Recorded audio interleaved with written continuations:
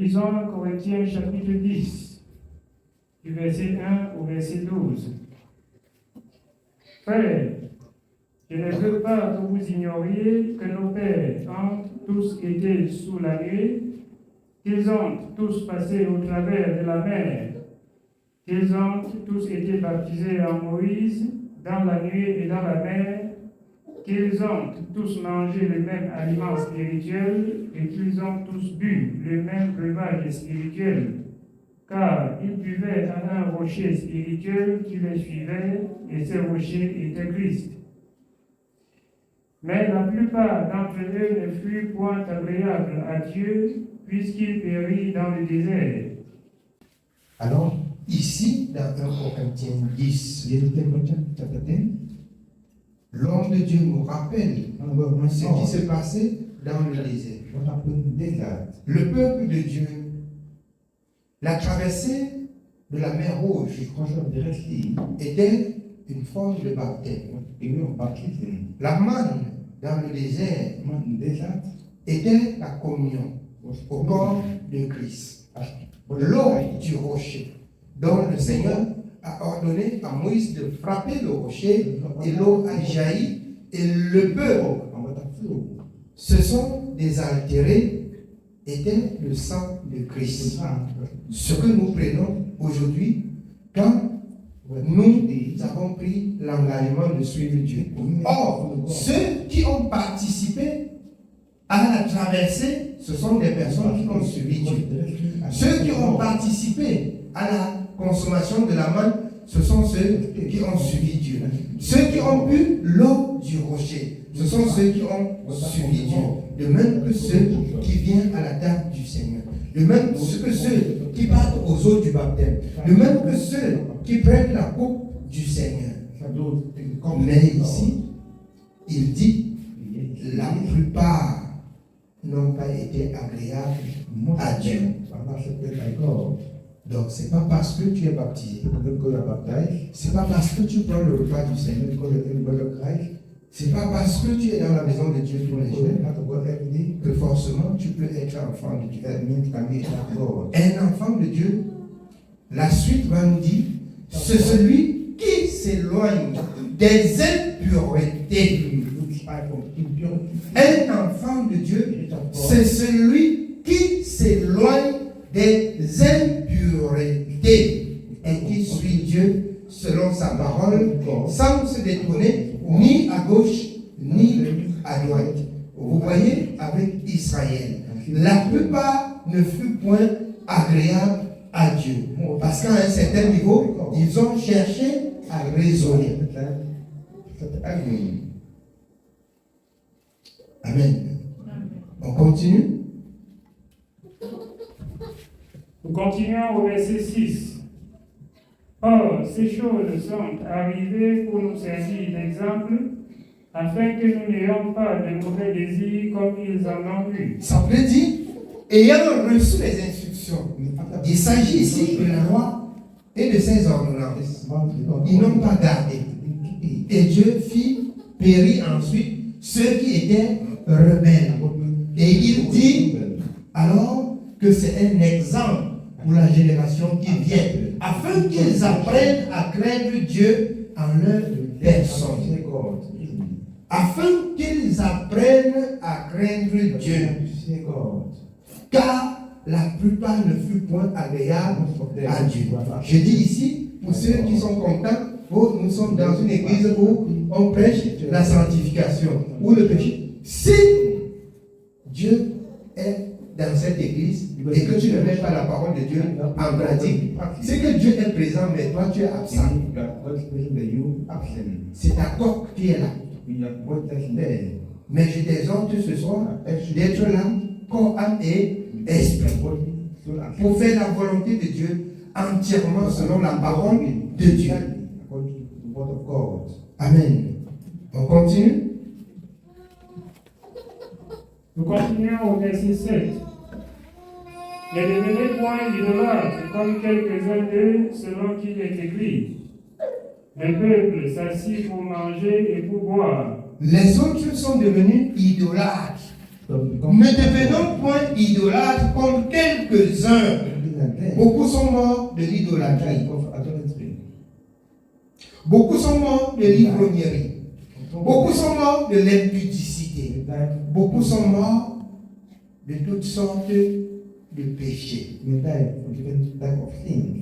On continue. Puis ils s'élevaient pour se divertir. Ne nous livrons point à l'impudicité comme quelques-uns d'eux s'y livraient, de sorte qu'il en tomba 23 000 en un seul jour. Il ne s'agit pas de 23 000 qui ont péché, mais qui ont péché et qui sont morts.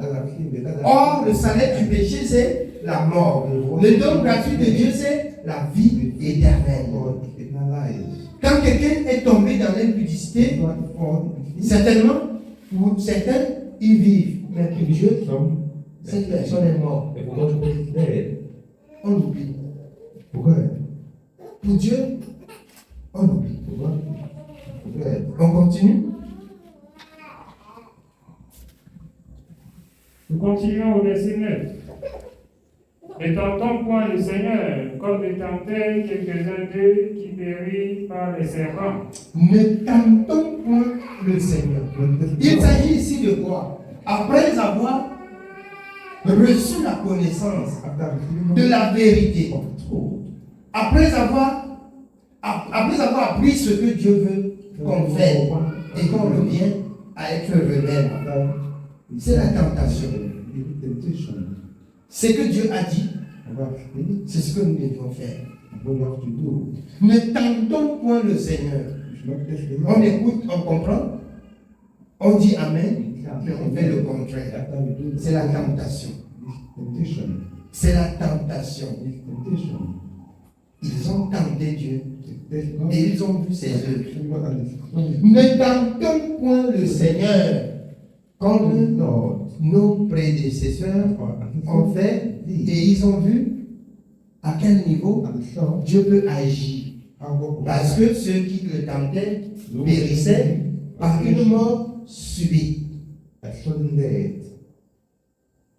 Vous pouvez vous contenter un peu aujourd'hui que on peut commettre de l'impureté et de l'impudicité, on n'est pas mort. Alors, le combat n'est plus charnel. Comme l'apôtre Paul le dit, le combat est plutôt spirituel. Quelqu'un qui commet de tels actes, si tu es spirituel, pour toi, il est mort.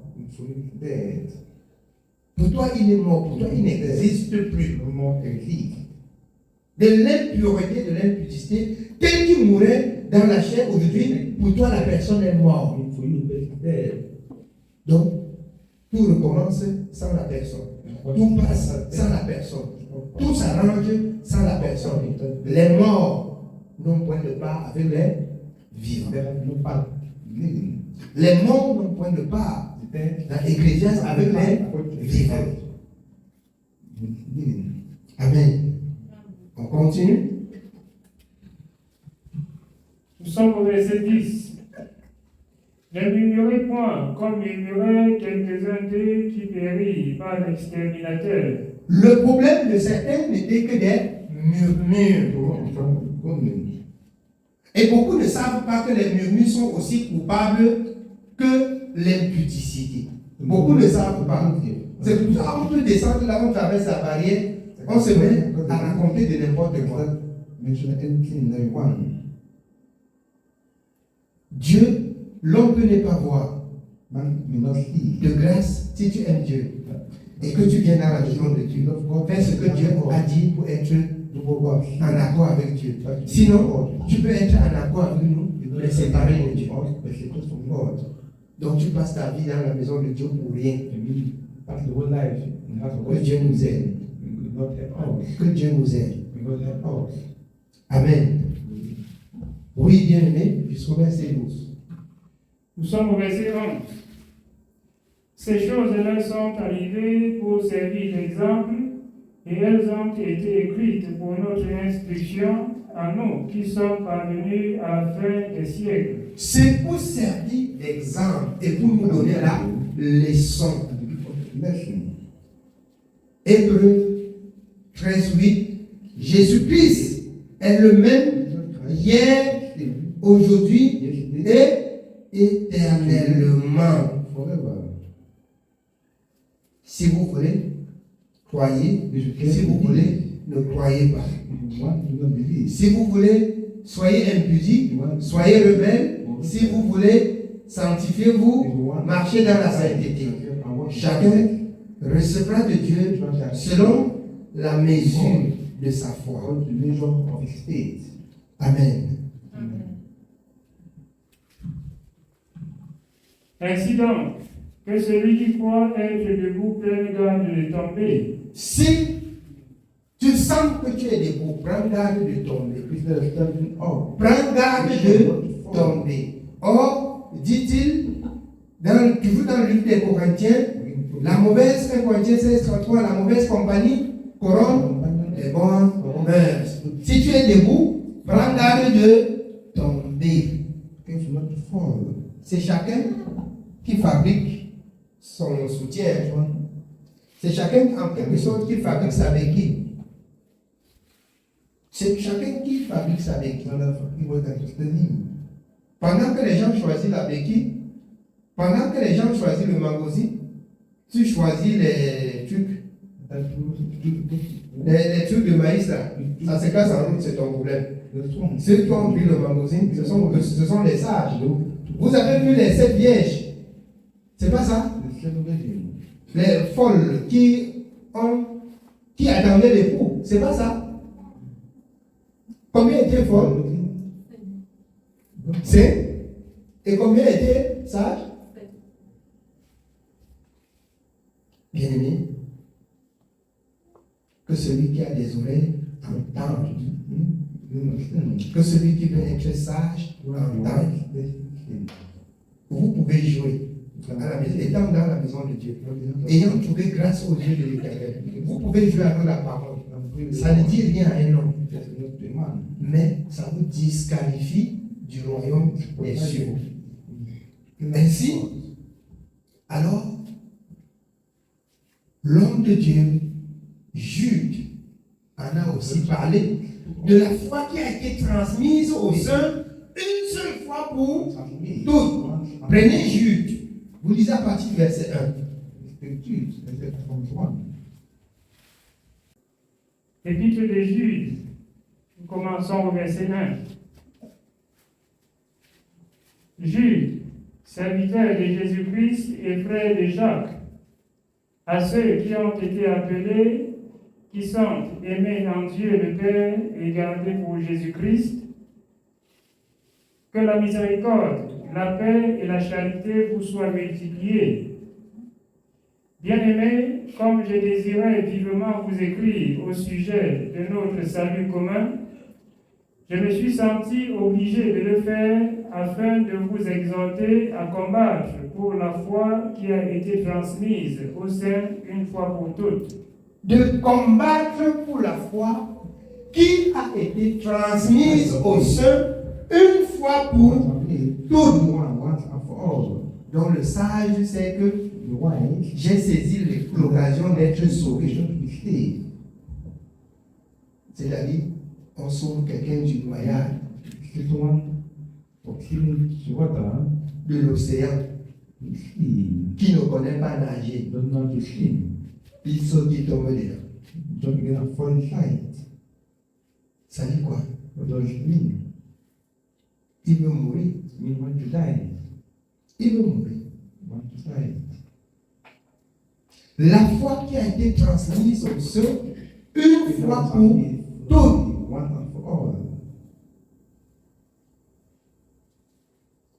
Nous ne recevons pas la grâce de Dieu en vain.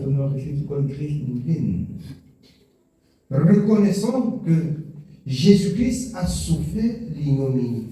Il a souffert la gloire pour remporter la victoire et te donner ce que tu as reçu.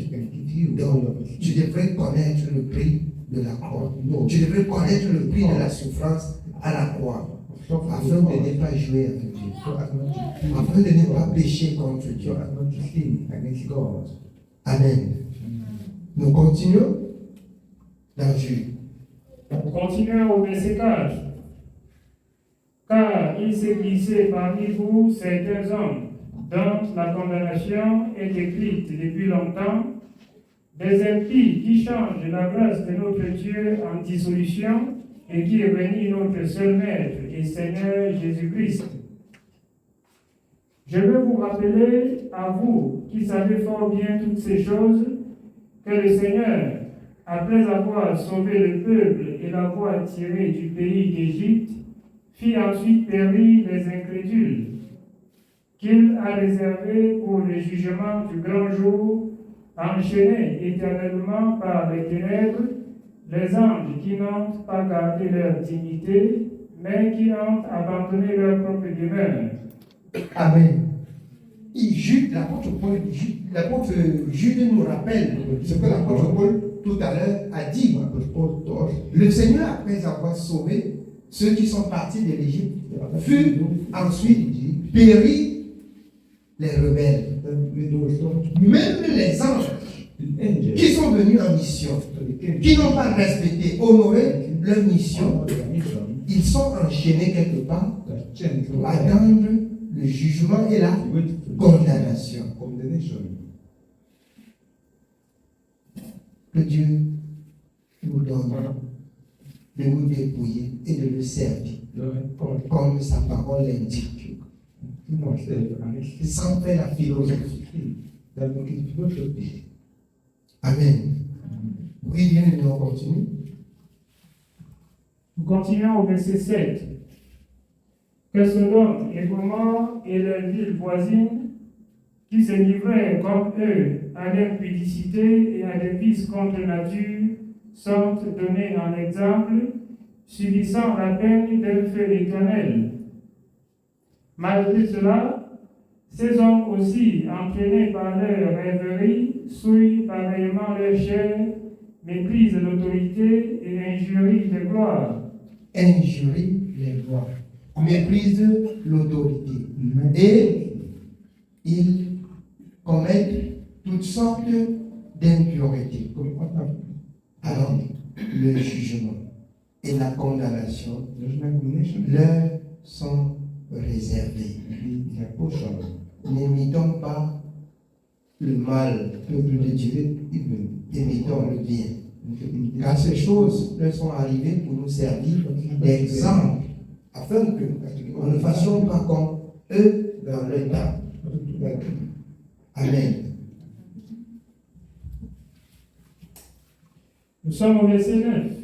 Or, l'archange Michel, lorsqu'il contestait avec le diable et lui disputait le corps de Moïse, n'osa pas porter contre lui un jugement injurieux, mais il dit que le Seigneur te réprime.